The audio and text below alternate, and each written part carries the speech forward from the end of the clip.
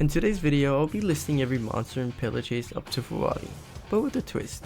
I'll be ranking them based on how difficult it is to face these monsters. Quick disclaimer that I'll be judging them based on my experiences and on the average player's skill. Without further ado, let's dive right in.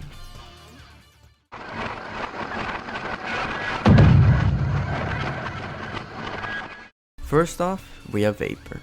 Vapor is a free killer. He is most notable for being absolute garbage. In my opinion, he's an extremely fun killer. He's held back by his atrociously horrible speed and lack of movement.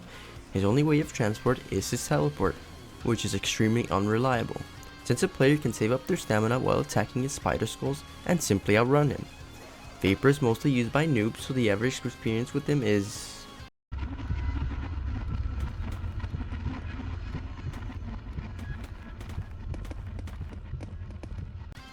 something else. Unfortunately, Vapor will be going to F tier, as he's simply too easy to play against.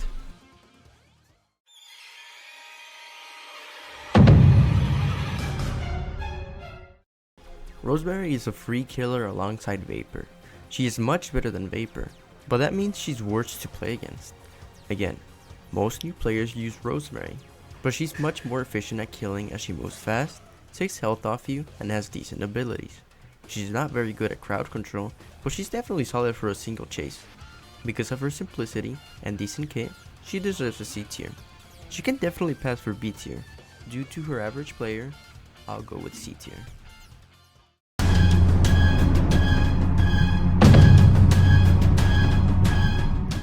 Aeoni is the first purchasable killer in the game.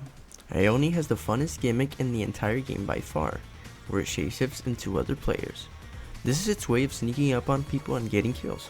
Oni Vision is free wall hacks and stamina, allowing sneak and chase potential to be amazing.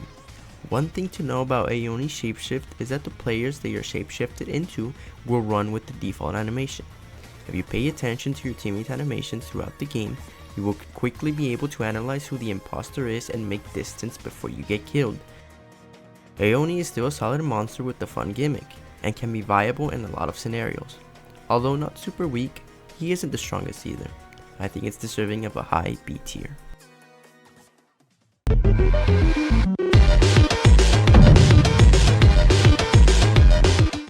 The Fogborn is a different killer from the rest that denies basic gameplay and turns it into strategy.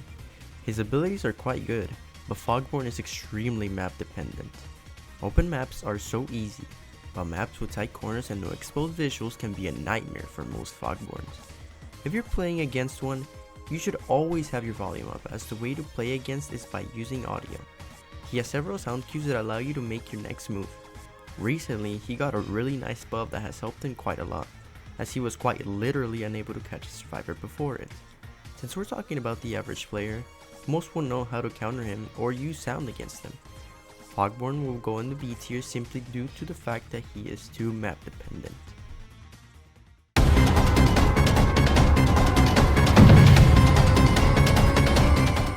EXE is one of the cooler looking monsters in the game. EXE is a trapper, and most of the time relies on dark maps or maps with hidden spots to make the traps much more effective. He has decent speed and an ability to make up for his lack of movement. Most of the time, he will rely on his traps in order to make any progress to win, as most survivors can simply outrun him entirely. He is overall a decent killer, but fairly easy to avoid. If someone is destroying his traps placed in a dangerous path, an example would be a one-way corridor or a doorway. I think he deserves a solid B tier as he relies on his traps too often.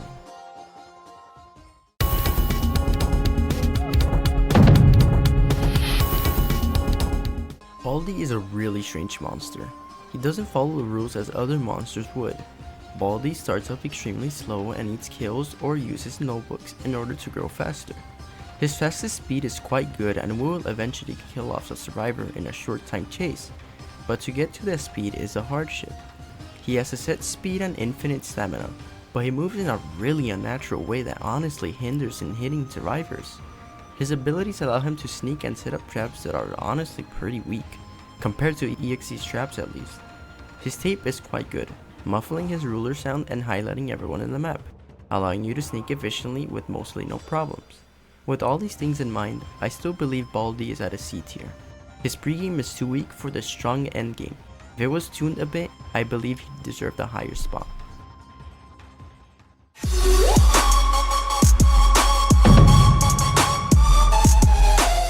Uncle Samsonite is everyone's favorite uncle, until he chews your face off.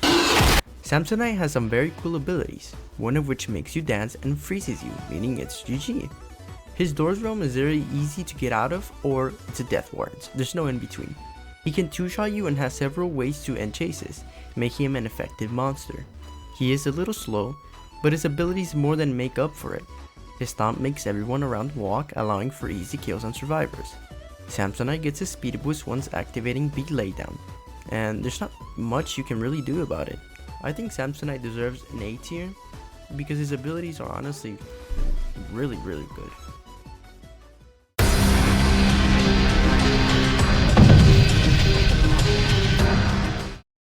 Springtrap used to be one of the most annoying killers in the game, where you simply couldn't even run for some ungodly reason. Thankfully, they reworked the ventilation error and allowed you to play the game. Now all it does is make your screen dark every few seconds and breathe heavily. Phantom Step allows Springtrap to go at a high speed for 6 seconds and applies Fearful if they do manage to get someone. His extremely slow speed hinders him a lot and makes him easy to outrun. As long as you keep your distance, you should be perfectly fine. Springtrap is going to the D tier, as I rarely see myself dying to one.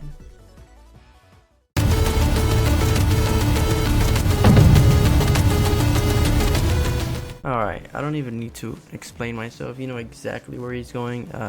Ridiculous killer, unbalanced, has 2 extremely broken abilities, 2 movement abilities, runs at the speed of light, Mach 1, does infinite damage, can't run away from him because he's just gonna outrun you.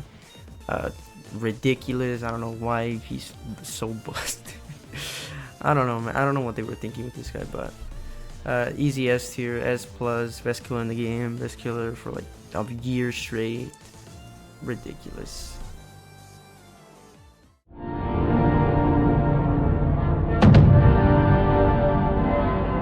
The Force King has been pretty prevalent in the meta for a long time. He's one of the strongest monsters in the game, has 2 very good abilities, but we all know why he's insane.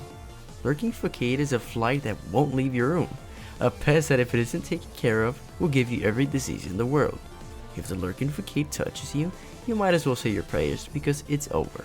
Glitching Blitz is a little bit more fair, that decays players' health and blurs the screen for a bit. It isn't anything too special, but it does take a toll on your health. Nearly impossible to win a one-on-one against him, so I think he's pretty well deserving of an S tier.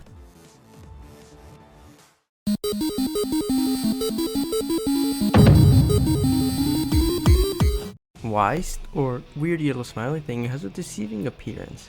As terrifying as it may be, it's honestly not that dangerous. Weist gobblegums are pretty easy to avoid, especially when there's no long corridors or hallways.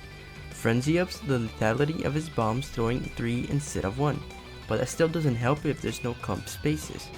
Either way, Weist is really easy to avoid. Just by running, you can completely negate it and basically counter it. I've honestly never had a hard time against Weist, but for these reasons, Weist is going in D tier.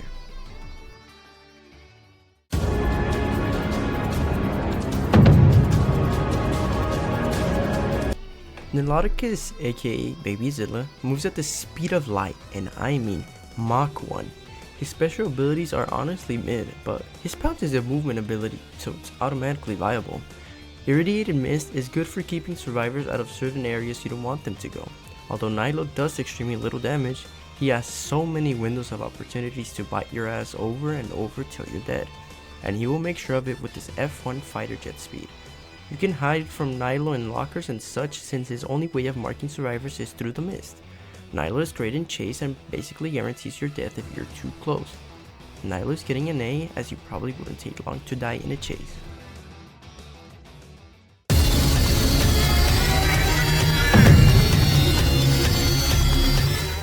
Ever since Vita Mimic was released, there's been a new meaning to sneaking.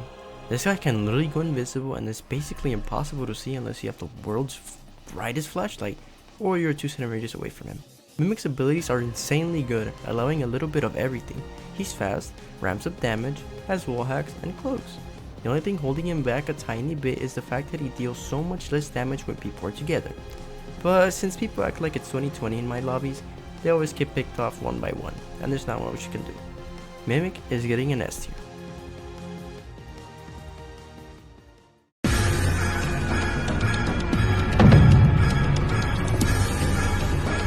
Fuwadi is the most recent killer in the game, and is Aeonish held or something, I don't know the lore. Fuwadi has a really good dash ability that only has a 5-second cooldown, which is insane, but it's really easy to mess it up and buys the survivors even more time. Average Fuwadis will mess up a lot, so it's not so rough. Oni Vision is simply free wall hacks and free stamina, so you can never go wrong with it. It's pretty simple to avoid Fuwadi's attack unless you're stuck on long hallways or corridors, which you can probably still juke it. Fuwadi is a decent killer with good abilities, and for that, it will be getting a B tier. This is the complete list. I'm subjugated to being yelled at for my opinions, but let me know how I did, I'm interested.